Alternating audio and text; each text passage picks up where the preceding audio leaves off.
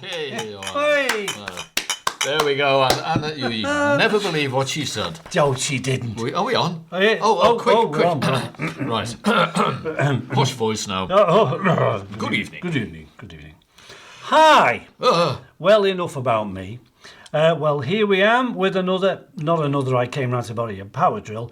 Beatleplaces with Mark and Col. Hey! So, and may God have mercy on our whatevers to receive. Amen and all that. Yes. So, here we are. I'm Col. That's over there in the corner. I'm Mark. With the blanket over his head. Oh, it's cold in here. I'm sorry, but it's practically winter, isn't it? It is. It's middle of August and it's winter. It's one of them. So, it's been a while since we did one of these talkies. Aye. And we're looking forward to doing a nice show for you. Interesting show, nice random thing about it tonight is that we're going to do stuff, Mark's going to do his stuff. I don't know what Mark's going to do, and he doesn't. I don't know what I'm going to do. So here we are, Mark and Col, of course, those two solar-powered layabouts have generously agreed to let bygones be bygones, water under the bridge, legal disputes on hold, and put their petty squabbles aside as to as it's been going on for the last 15 years as to whose round it actually was. And by recompense, we've slapped together a pith-free podcast for one and all, and maybe even more people than that. So dedicated to the greatness of the Beatles, local heroes hereabouts, and the people and the places in Liverpool who made them as great as they turned out to be. Aye. We'll dig around. With our episode tonight, where you're all very welcome to join in, and there's a big sing-song at the end as well. I promise Mark will do a big sing-song. I fancy a singy-songy. I'll get the earplugs in ready now. So that's it. So take us as you find us tonight. I would have hoovered and whatnot, but Mark came round sooner than I expected, and something to do with a curfew and a tag. You told me. Say nothing. Say nothing. Please don't know I'm here. Turn the lights out. No, we're all ready and raring to go.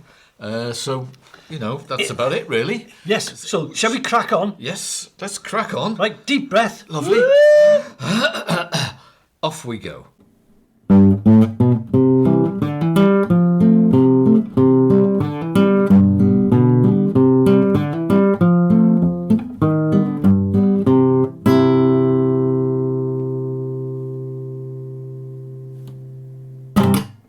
Well, hello everyone. It's the Beatleplaces Podcast with Mark and Col. Yeah. And lo and behold, that's what we're going to do. We're going to talk about the Beatles for a good little while.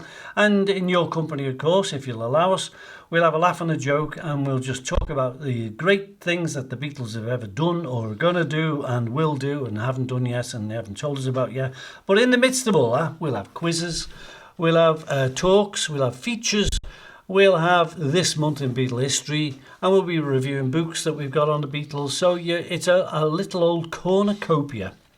Aye, we'll be digging into lyrics and books, records and stuff like that. I've got a really good quiz for Mark to do, and you're all welcome to join in later. Quite different, quite weird, but we'll have a go. We'll have a crack at that later. Beatle quiz. Try and catch each other out. Yeah. So, how do you want to begin proceedings, Mr. I'd G? Start at the beginning, really. I think that's a very good place to start. Thank you, Julie. Don't go all Mary Poppins on me. Yeah. We've got all that lot to sort out. So, any? My thought was I'll begin as I plan to go on, and I'll give you a teaser. Oh. I'll give you a quiz question, and then you give me one of your quiz questions. Right. So here's what I'm going to do. It's a weird one, and I'm going to give Mark some questions to do with Beatles songs. Right. There's plenty of them. I'll do the same for you as well. I think. Oh, great. We'll have a bit of a tennis match sort of thing. Who cares? So here's the deal, right? I'm going to tell you a Beatles song by name, just the title of the song. Okay. But I'm going to ask you to tell me what it is, the song. So dead easy. Yeah, it does sound easy, doesn't it? There's something going on here. Oh, it's more twisted my tea towel collection. You wait. I'm going to tell you the title of the song, one word at a time. Very, very easy to do. Yes. Backwards. Yes. Oh. Backwards? Yeah. You mean you're going to face either way? No, I don't. No, I'm going to face you while I'm doing it. Oh, really? But, yeah. So here's a tester. Right. Just hold yourself properly while I'm talking. doing, yes. Right, give me the song title that begins at the end with this. Right. Begins at the end. Ends like this. Last word is road. Road. Have a guess. Why don't we do it in the Oh, road? that was a bit too easy. Yeah. That was a bit too easy, but you can see where I'm coming from. Aye, I can see where you're just over there. All right, I'll give you one more before we crack on with one of yours. Right, okay. Okay, here's the last word of this Beatles song. Right, okay. No. That's the last word of the song? Yeah. The title or the word of the song? Title of the song. No. No. And K-N-O-W or N-O? You were thinking about how to spell that then. Aye. Canal or no? It's a canoe. It's a canoe. I can't think. No. Another word. Go on. No. Should. No, still can't. Okay, another clue. All I can think of is I should have known better, but that's not it. Still, I'll give you another clue. You'll crack this, man.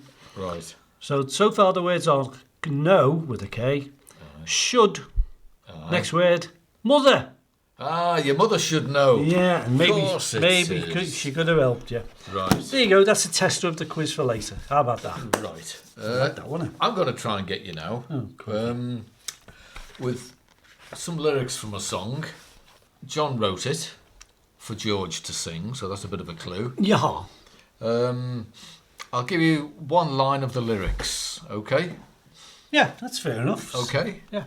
If someone tries to take my place, let's pretend we just can't see his face.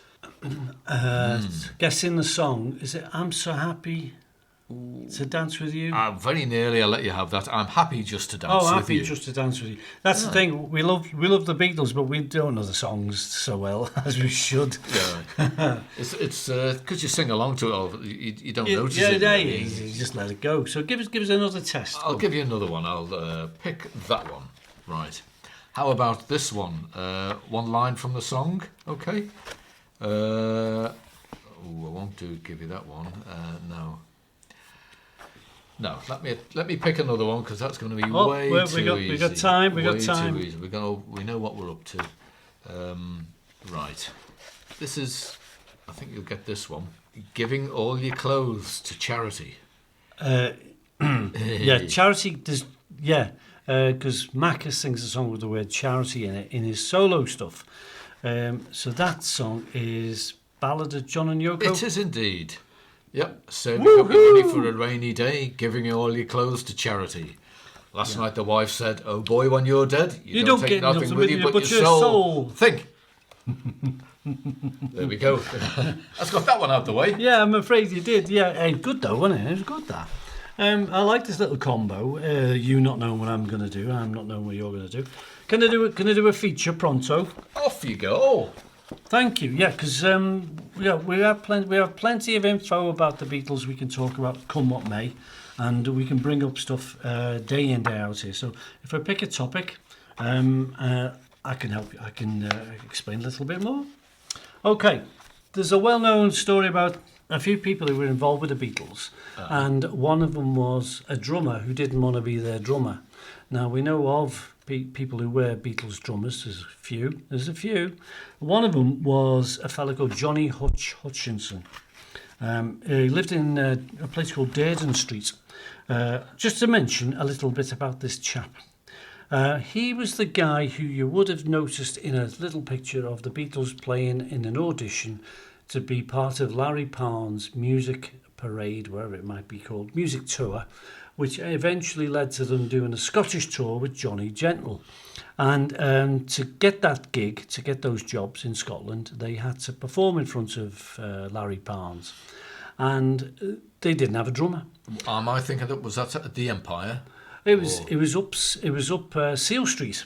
It was at the Blue Wyvern. Not at the Empire. No, it was at the Wyvern or the Blue Angel, as it later became. Right. And Johnny Hutchinson's an oddish character, great drummer, but he didn't like the Beatles very much. He was born around the same age, so he was very much in common. He was part of a band himself called the Big Three.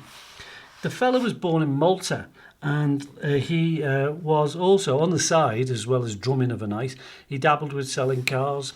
And he sold Ringo his very first car for about 60 odd quid. And it varies with telling. Sometimes it's 70 quid, sometimes 100 quid. Ford Zephyr or something Ringo like that, bought was a it? Standard Vanguard. Standard Vanguard. You know, the ones with big pointy ends. Oh, aye.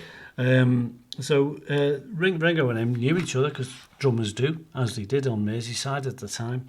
And meanwhile, Johnny Hutchinson was playing in the Big Three. Now, they were a really big band, and they were probably the loudest band on Merseyside for a good spell of time. Couldn't say who took them over. The Beatles were loud, but Big Three were very loud, principally because the guitarist was the guy who made the amplifiers.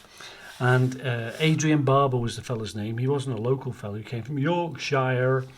But he was in the Big Three with another guy and another guy. That made up three. Johnny Hutchinson was there. And these amplifiers they used were great big things. Real mothers they were. But the famous thing about Johnny Hutchinson was he was offered the chance to play with the Beatles, but he didn't like John Lennon very much. He was a bit too sarky for his liking. However, he did play a few times as a relief drummer for them. And that included the night that Pete Best was kicked out, August time of 1962. And 16th, I think, it might have been, yeah. And he was asked to help out by playing in a place called Chester, which is in Cheshire. And so he did that one time, he helped out, played out, but he always boasted about the fact that he turned them down rather than the other way around. I don't think it was ever on the cards that Johnny Hutchinson was ever going to be part of the band, but there's his little part of fame and glory. John Hutchinson of Liverpool 7. Well, there you go. Thank you.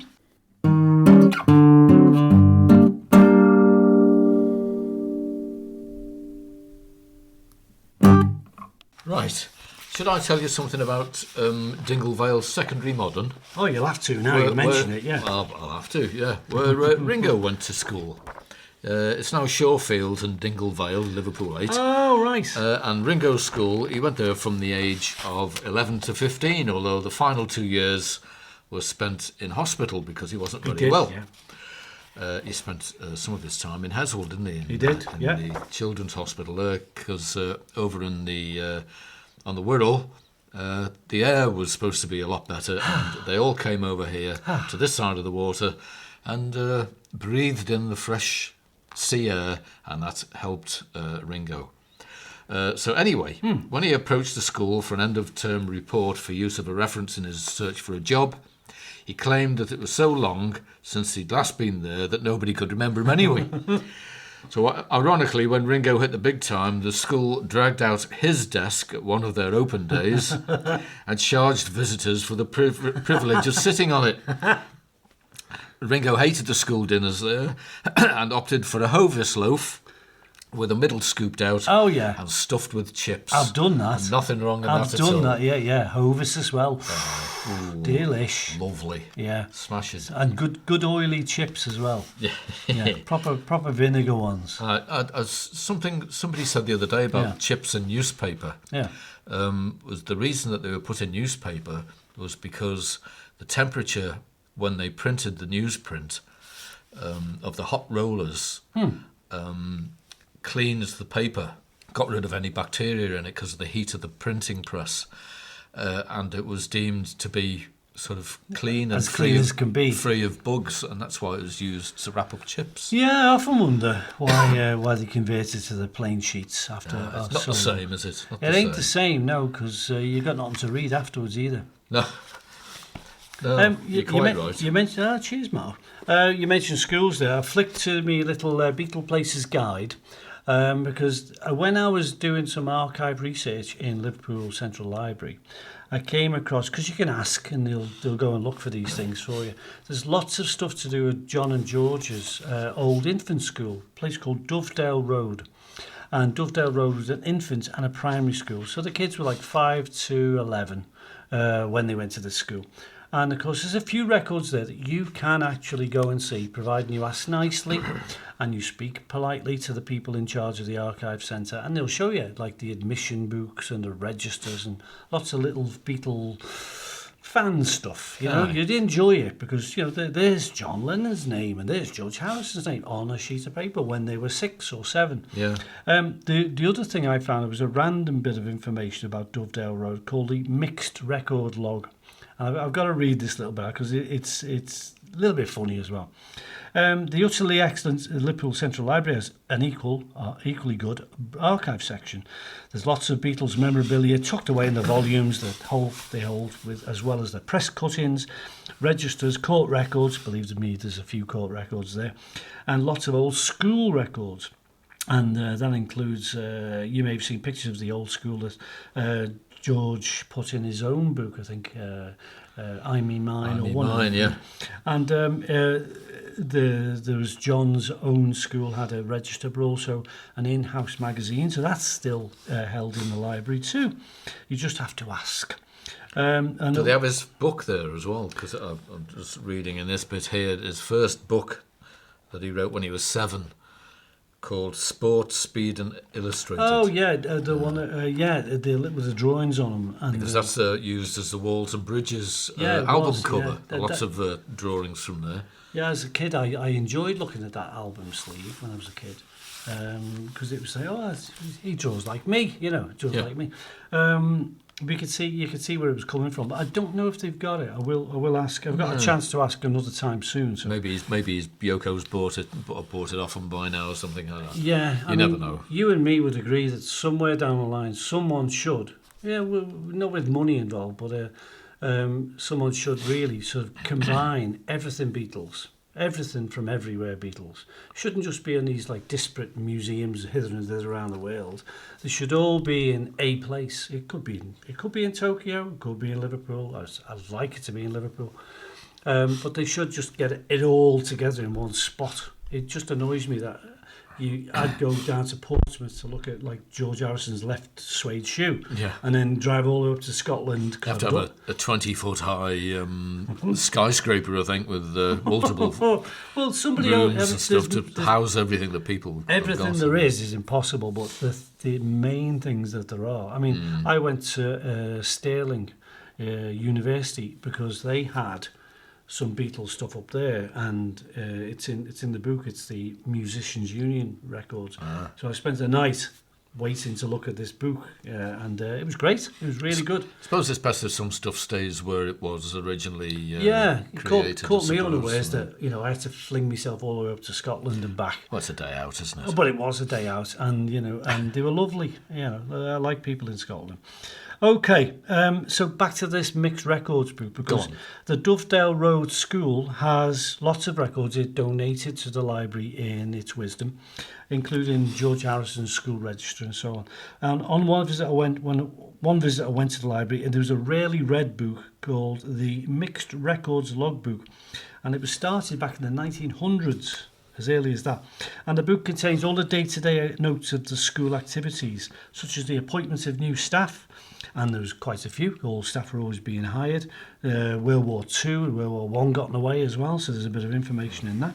Resignations, and even it mentions the deaths of staff, which is very unfortunate information. It also mentions when the school holidays occurred, and then they had things called intelligence test days. They even had fire drills and days when policemen came along and gave safety talks. And there was injury reports of every kid who ever had a mishap in the playground or downstairs, or fell into the boiler or something like that. And the school even observed, if you didn't know, Jewish holidays. Now, it wasn't strictly a Jewish school.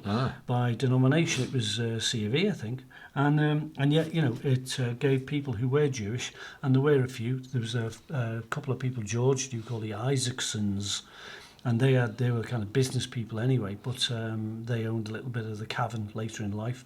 But the Isaacsons, a Jewish family who lived up in Mossley Hill Way, I think, they went to Dovedale School, and George and this chap called Isaacson, can't remember his first name straight off, but they were kept in a class when the school assembly was on, because George's mum said, I don't want him to observe that particular religious event.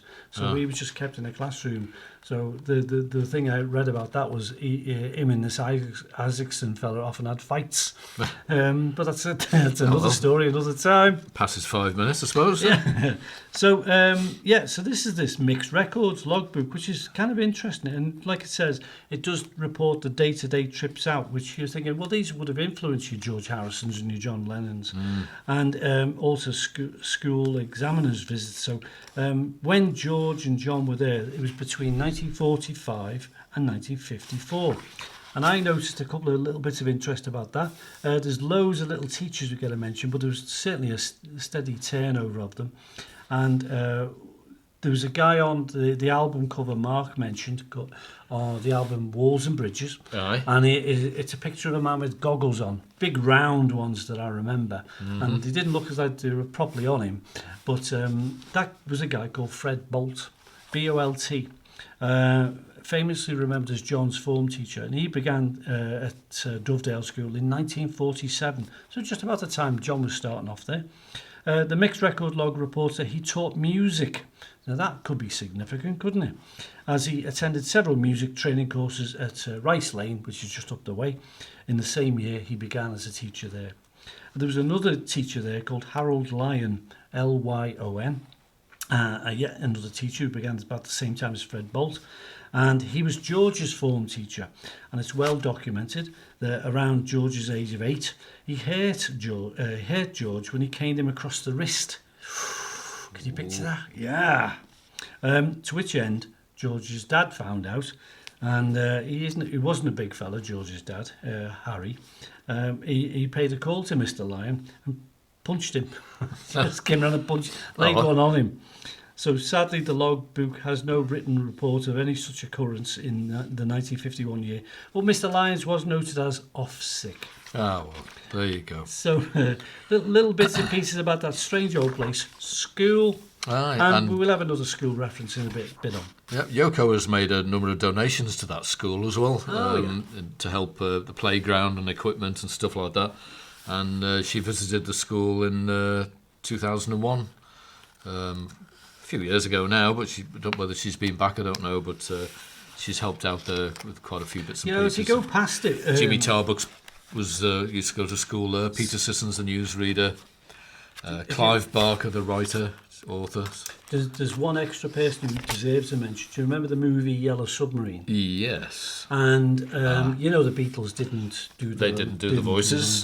But that was down to some Scouse actors. Aye. One was Geoffrey Ellis. Another guy was, come on, Col, think. Geoffrey Hughes. Geoffrey Hughes. When I say Geoffrey Ellis for, that was Beatles. Geoffrey Hughes. Geoffrey Hughes. Geoffrey Hughes. Dick Emery was in it. Lance Percival did the voice in it. And the voice of George was played by a guy, purely an accidental chance, a fella called Peter Batten, Batten. And Peter Batten went to Dovedale Primary. The thing was, his life changed. He went into the army, and he deserted from the army at one time, and he was in a pub in London, and he was heard talking, and he sounded just like George Harrison. And somebody came over and and he was a film producer guy, and he said, could we hire you, your voice mainly, to help with this little cartoon movie we're making? And off it went. And off he went. That Peter Batten is that guy. So he came. He never mentioned it. He's never been on the sort of rounds of Beatle tours or conventions or things like that. So he had his time in the sun, and then nothing since. He's given up. Yeah, and wouldn't you? And we'll remind you of that fact later on. So you're listening to Beatleplaces Podcast with Mark and Col. That's us. We do our best, and we're going to do some more in a tick. Aye. Put the kettle on. Ooh. This is the Beatleplaces Podcast with Mark and Col. Please keep your hands inside the vehicle at all times.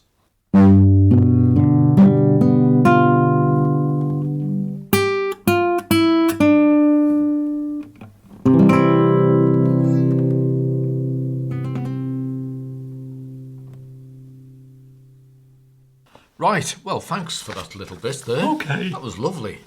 Did you teach yourself? No. Teach myself what? To sing? That music. Oh, no. I'm going to give you a little pose with that quiz again. It's right. time to go over the super duper, almost great, could be better, Beatle quiz backwards. Right. So I'm going to give Mark a Beatles song title, last word first. Everyone got that? Right, Said off that you properly, go. Scouse, didn't I? Last word first. Last word first. Now, it's obvious that I can't do the one-word songs, can I? Like help. Help. No, Is that it? no. Oh, you haven't or started something. yet. Oh, right. Right, so I'm going to Okay, do ones with a couple of words in them. Right. So I'm going to test Mark with this one. Okay. Right, first word is us. Us. Two of us. Is the right answer. Hey! So because that was easy, That I'll give you a toughie. How about... It wasn't easy, it was hard, that. No, well, no, you got there in no time God. at all. All right. I won't give you all your mother should know again. You'll only kill me. All right. Common word in Beatles songs. It's like we notice when our favourite singers sing songs. They tend to sing the same sort of songs. If you notice, Mark had pointed out to me once upon a time, if you listen to Jeff Lynne of ELO, he uses the word blue a lot. Yeah. Yeah, blue and what was the other word? I've forgotten. I don't know. Sunshine. Possibly. Space. I don't know now. Yeah. But blue mainly because of Birmingham City Football Club. We think. We think. Aye. All right, Beatle time. We're back to the Beatles. One of their favourite words was love, and that's the last word of this song title. So what's the song title in full? Last word first. Love. All you need is... Oh, blimey. Can you see through this? Yes. You got that one as well? X-ray eyes. Oh, shoe shine. Da-da-da. All right, I'll have to give you a toughie then. Go on, then. Some ways or other.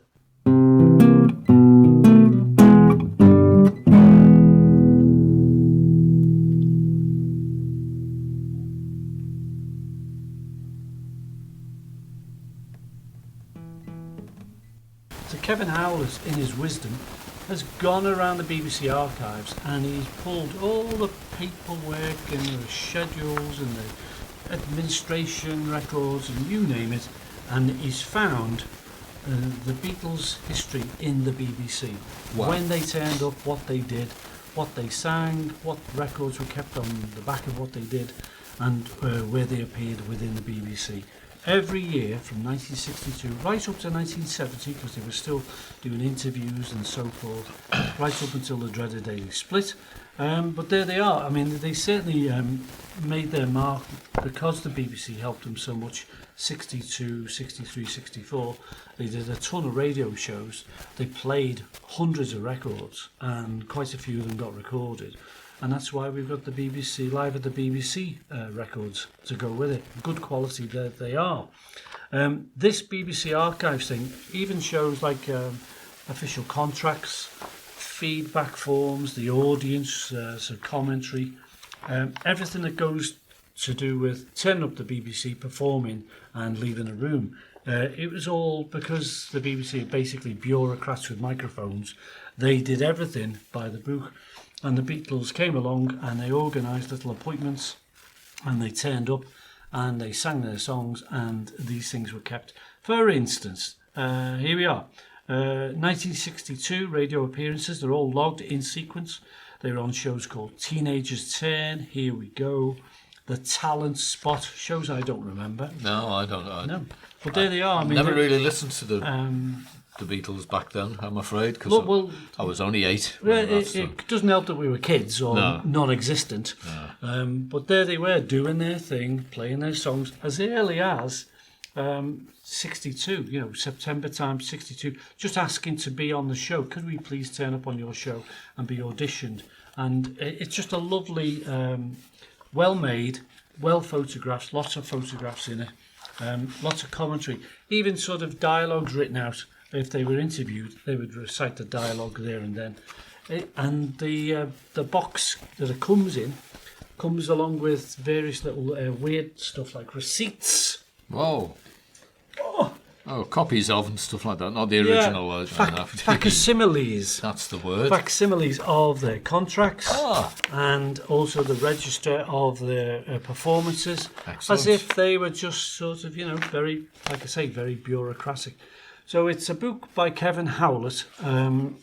Lots of hard work putting that Yeah, together. and I like it when they bother because, one, it's a bunch of fun. It looks like it was fun to make. And Kevin Howlett's put his heart and soul into this one, certainly true. Great book. It's called the BBC Archives, The Beatles. Kevin Howlett, obviously by BBC Publications. If I got it, it's probably worth 25 quid. Ooh. I got it for 5 quid. Very good. Probably by mistake and by using a pricing gun at the right moment. So... You mean you stole it? Is she looking? Ka-junk, ka-junk. Get it now, quick. So there you go. That's my little book. What's Mark got? Well, I'm going to go through just looking at some of the Beatles Christmas records, which we haven't really mentioned much. Oh, but we do really. love them. Because each Christmas they released a little floppy flexi disc to give to the members of the fan club each Christmas. Only the fans, yeah. Like a thank you. So by the summer of '63, the Beatles had sold over 2 million records in Britain, and the fan club membership had reached about 25,000, at least. Blimey. As a thank you to the British fans, the Beatles wanted to give them something special, and they decided to make a Christmas record for them. So by the time '64 had come round, there were about 65,000 members in the fan club, the largest of any fan club. And it carried on going up to about 1970. So each year they recorded a little message together. Some did it separately, they did it in their own houses, or they all joined up together. Each recorded his own little bit, or they did everything all together, and edited together by Kenny Everett.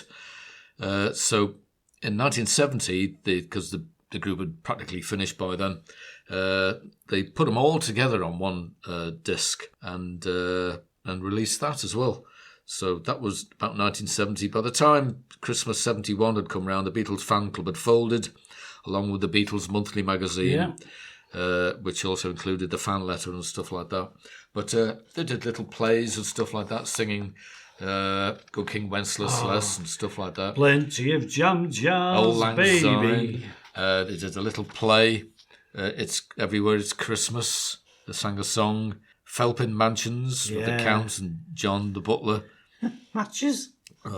Count, John and Butler as Ringo. So they did a sort of Goon one comedy program called The Goons on the radio. They did one in '67. They did a pantomime formula. They recorded the record on Tuesday, November the 28th, with George Martin producing for the last time, with the Beatles recording the Christmas message together for the last time. The applause used on the record was recorded on location in Dublin, and the front cover design was by John and Ringo, so they did a bit of the artwork as well. And the back cover was painted by Julian, John's son, and a single-sided flexi disc. They had Victor Spinetti on it as well, who was in Hard Day's Night. They had a quiz show, plenty of jam jars. Get one of those for your trousers. Get one of those for your trousers. When Christmas time is over. Excellent stuff. So if you ever get a chance to have a listen to the Christmas records, I would. Yeah, we made a habit of it once, didn't we? We're always quoting it now. Yeah, it's very quotable. All the collection are very quotable. I'd love to know if there's any more. There must be bits. Tape everywhere and stuff, But what there is great. Lovely and random and wacky and kind of not performing. It was more fun for them, and you could hear them having fun. And don't tell anybody, but I have a bootleg version of the flexi discs on one album, hard vinyl album. Yeah, I got from a shop in Liverpool, no longer there, but never mind. Anyway, and now we both know. And now.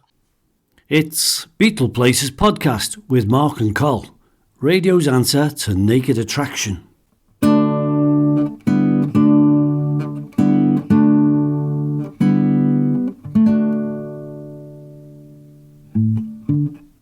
Welcome back, folks. Hey. Beatleplaces Podcast. Hey ho. And Mark's here, and so is Col, because this is me talking like. Are you going to ask me some questions? I'm going to ask Mark some questions. I've just picked up the Brain Buster Beatles quiz book.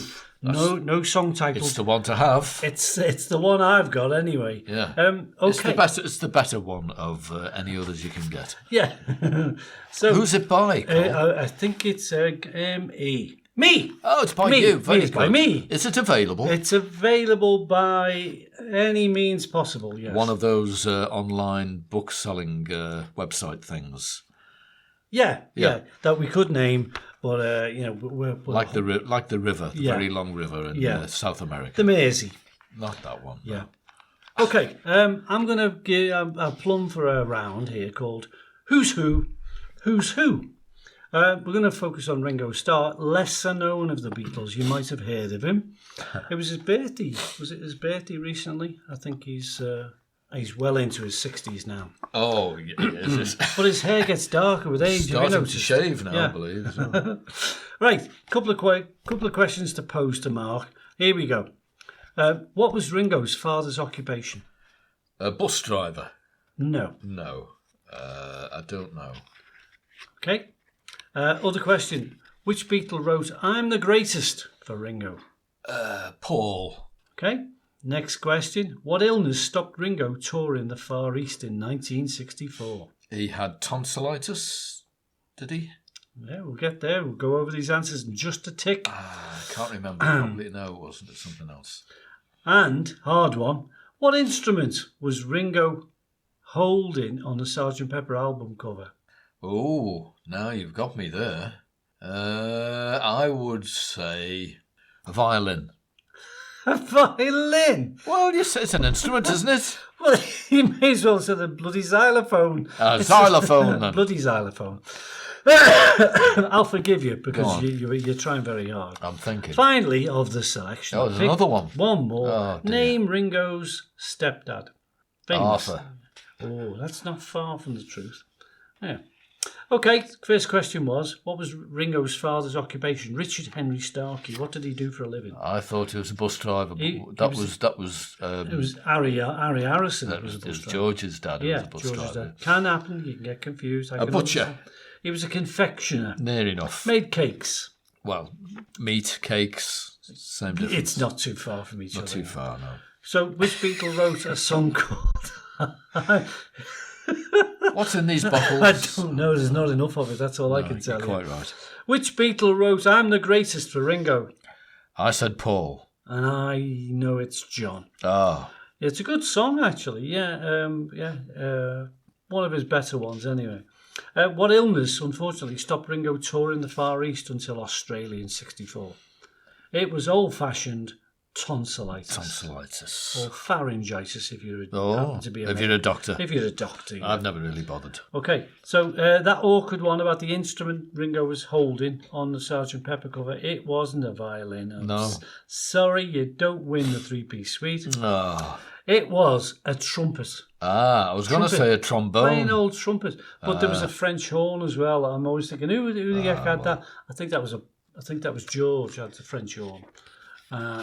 Paul had a clarinet, and John had the violin. No. Did he now? No, John had a... something there, but I can't read it. Yeah, looking at the cover of the brass, album. It's a brass thing. The picture's too small to see. Yeah. There you go. So, not full marks for Mark in the Ringo Starr. Very sorry, it'll never happen again. Ringo's just emailed me saying, how dare he? Yeah. How dare he not remember these things? Love and peace. Love and peace. No autographs, please. Right. The Beatleplaces Podcast with Mark and Col. Find us under B for Beatles, or P for Podcast, or A for any old rubbish.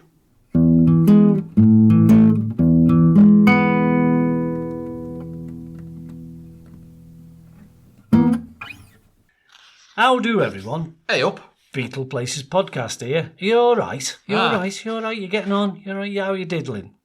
Okay, quick feature, little mini weird featurette. The people of the Beatles, people that the Beatles knew, the people in the Beatles' lives that you ought to know. One of them was a fella who was called Bernie Boyle, and he was sort of a gopher for the Beatles. He realised how great they were very early on. He was a young man, and he lived on in a place called Birkenhead. and he commuted to Liverpool to work just kind of near where I work at the moment. But he was like T-boy, and in his lunchtimes he would nip off to the cavern because you could get an hour's worth of lunch them days, and you could see a band. Imagine that, round the corner from where you work, you could go and see a band and pay sixpence and get a sausage roll with it. And Bernie Boyle went, and he fell in love with this band, and he just offered to do anything for them. He would go to the pub and get them a round of drinks ready for when the gig finished. He would hoik amps, and he would do all the things Neil Aspinall was doing. And eventually he got work with NEMS, doing little bits of promotion work for them later on. And he was part of the original trio who set up the official Beatles fan club as early as 1961. And it was officially done a little bit around that time anyway, but these were just devoted fans who got together. Bernie Boyle was one of them. And all I know is when I looked into Bernie Boyle, he even went to Hamburg to meet the band, play live and everything. So you imagine his life in terms of what he saw as a young man, 16 years old, he's Hamburg. And he's there watching them play, and he's enjoyed all the things that go with Hamburg. Let me just say that. That's a euphemism for a lot more. But incredibly, like he exploited that sort of knowledge and background and so on, and he became a very famous promoter himself. He promotes ELO. He did a Macca tour in the 80s and 90s, and he went to live in America. So I managed to speak to him via email once upon a time, and he was a nice old fella. Just talked about where he's from, and actually he was born in Ireland and came to live in Liverpool as a young boy. But an interesting fella. So he's still around and he's still rocking in the USA. A fella called Bernie Boyle. Well, I never needs to know. Yeah, an unknown famous person. Yeah, really. Yeah. I'm famously unknown, you know. Yes. Right, what you got, kidder? I don't know, really. Time, I think. Yes. Pose Mark a couple of questions because I'm determined to make him stumble over this particular Beatles song quiz. Yeah, I've got a headache now thinking of all this lot. So, Here's the point. I'm reading out song titles of the Beatles songs backwards. Last word first. Let's give it another bash, a final bash. And let's see if I can trip him up with one of these. Should we have a battle between a battle of wits? A battle of wits. Well, it's a bit of a one-way one, but okay. Well, yeah. not that. Really, go on. Okay, right. Here's your first poser, then you can give me a poser. I will. Is that a song? No. Yeah, it is a song, isn't it? So here's the first word. That's the last word. The last word comes first. Last word is... You. Don't expect you to get it straight off. I know. From me to you. Oh, well, no, you're wrong. No? Oh, you've got me. It's another one. Yeah. Hey, you've got him at last, you've folks. got me there. Okay. I want you. No, and again, that's another go, but again, wrong. Oh. So, fancy Third another time word? lucky. One another word. Third time lucky. You can have a go with on, you, then. or you can have a clue. Give me a clue. 'Cause I can't think of any more. Through. Through. That's the next to last word. So put them together and Through you've got... you. I'm looking through Yeah, you. of course it is. I'm looking through you. Yeah, you got it. Right. Here is a lyric from a song. All right. Here we go. It's a line from the middle of the song. I feel as though you ought to know that I've been good as I can be. I feel as though you ought to know that I've been good as I can be. Is that proper English? It doesn't sound like it, does it? Well, it is. If my English teacher got hold of that lyric, he'd go, oh, how dare they say that? That's all wrong. It's all cockeyed. It is a bit. Yeah. All right, I'll forgive them because it's the Beatles. But, okay, hit me with that again. I'll read the next line after these two as well, and the title of the song is in that line. Okay? Gotcha. I feel as though you ought to know that I've been good as I can be, and if you do, I'll trust in you and know that you will wait for me. Why can't I get that? And the title of the song I've just read out as well. And if you do, I'll trust in you. It's a George song. And know that you will wait for me. Am I thinking of a George song? No, it's Lennon and McCartney. No. Should I give you the first line of the song? You'll have to. Because the people are on the edge of the seats here listening to this. People have got the coats on. It's been a long time, now I'm coming back home. It's been a long time, now I'm coming back home. That's it. Wait. Correct. Oh, it's so hard there. If it's your questions are harder than mine by the sound. Very sorry. Well, give me another one. A nice easy one then. It's not working out like I planned, but yeah, okay. Yeah. All right. The word is this backwards, is it? Again? Last word first. Right. You. Again? Yeah. All right. From me to you. No. I've given up now because I can't remember the other one I said. Is that a song title? You. No, my mind's gone. Okay. I'm befuddled. Befuddled, I can see your eyes are crossing. I'm befuddled. Befuddled, bewildered, and bewindered. Yeah. Next word at the end, second to last word, tell. No. Oh, nice. No. Okay. Next word near the end, third from end, two. That's making it even worse now. Good. Oh, I can hear all the people shouting, it's that one, it's that one over there, not that one over there, that one over there. I'm even more befuddled than I was before, I'm afraid. Okay, I'll give you one more word. The word is want. I forgot what the other ones were. Ends in you, then it's... Tell. Then it's two. I want to tell you. Blimey, this is hard. Well, it was meant to be tough to begin with, but in the end, you got them really good. So you got good at it. God help us. Should we do that one again another time? Don't know. Why not? We can always think about doing it again. So have we got any more to do? I could sing me song. No. No, here's £5. Don't sing the song. Okay. Donations gratefully received. I think it's... are we drawing to a close? I think it's getting dark outside. It is getting dark outside. And we've got enough to say, but I think... Oh, no, I know. No. Yeah, I was just one or two wee mentions. Right. I was apart from the fact that tonight's show is sponsored by Snodgrass's Corn Plasters, say goodbye to smelly toes with Snodgrass. Just you have to say that. I'm legally obliged. So I am a bit of a daft apus with this, but here we go. I was reading the Pete Best book yesterday. You know, me and my bath reads. Aye. So I was just reading this. It's an interesting book. I mean, for the fact it was written before the internet and everything else, and we can look these things up. He's an interesting man, an educated chap, Pete Best. And you could tell by the way he phrased things. He was being cautious but honest in the story of his Beatles rise, his 2 years of fame. And the book's called Beatle with an exclamation mark at the end, like help. Aye. And he's great. He's great at it. He made me realise this is true. We talked in a last podcast or two about fifth Beatles. And we said all kinds of names, didn't we? We said George Martin, Neil Aspinall, Yoko Ono sometimes, Aye. People like that.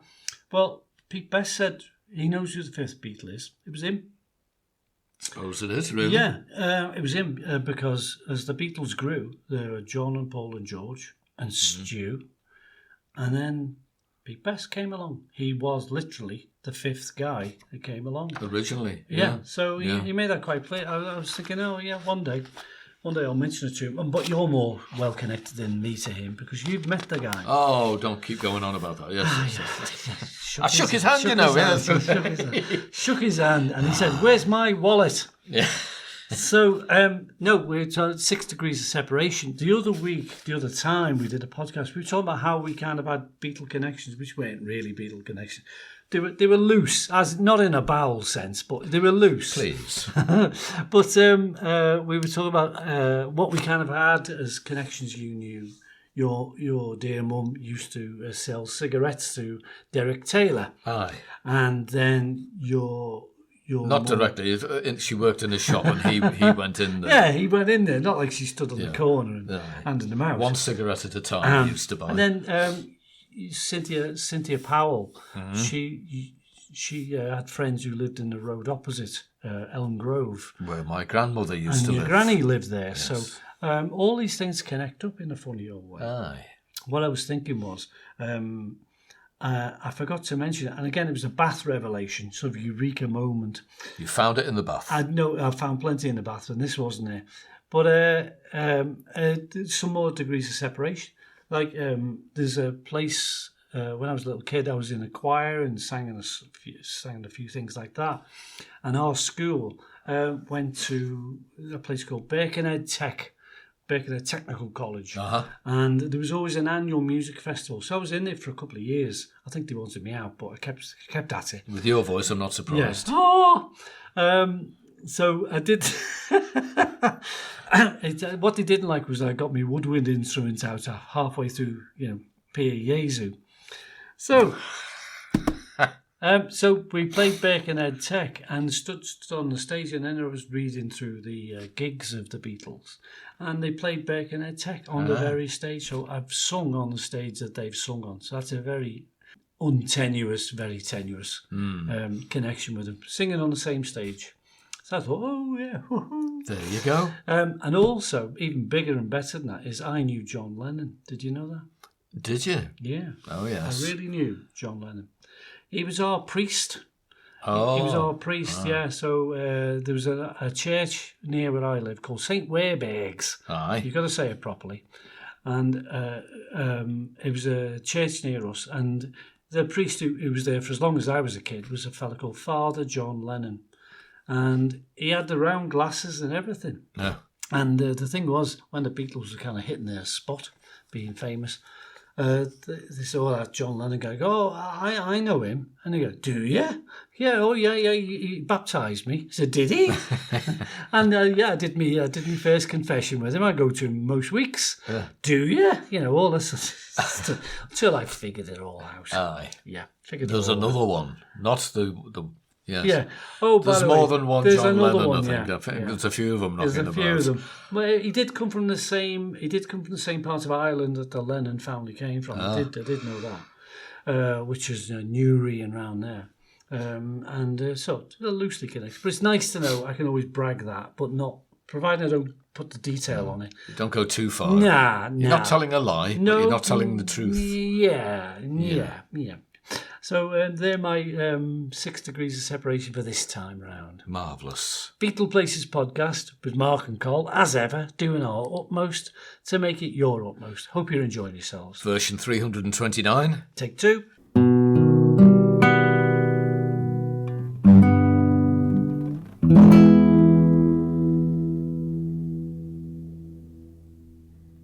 Are you 13 amp? I think so. Well, I'll just go and check. Aye. We are. Candles. Matches. Candles. If no one knows what we're banging on about, there's a reference. Some people do. There's a reference in there to Beatles records. Aye. So there we go. I think what That's we've done is come to the end. And thank you very much for your kind attention and your donations. We did quote that credit card number earlier. Yeah. But I think we're flush now. We've had all that sponsorship money from Snodgrass's Corn Plasters this week round. Maybe there'll be another sponsor next time. Are we up to episode 10, are we now? Or 11 or something like that? In podcasts? Aye. Oh. 9. I think we've rounded a dozen. Whatever, something like that. Yeah, something like that. Well, it's So very have a nice listen to the earlier ones, because they're equally as interesting. Always worth a bit of a listen to. There'll be some news next time round about something to do with Liverpool and the Beatles in the next podcast, which I don't think I mentioned it to Mark earlier, but I don't think I'm allowed to mention it just yet. It will come. And the other good news is we'll be back. Aye. Yes, and we'll be back talking and laughing and joking with terrible quizzes, features, this month in Beatle history, bits and bobs of Beatle bits and bobs. So thanks for listening. Thank and you. Look after yourself, and we'll see you next time. Thank you very much. Thank Goodbye. you. Goodbye. Ta-da. Goodbye. Goodbye. Goodbye. Goodbye. Bye. Goodbye. Bye. Goodbye. Bye. Cheerio. Bye. Ta-ta. For now. We're off. Oh. Gone. Oh.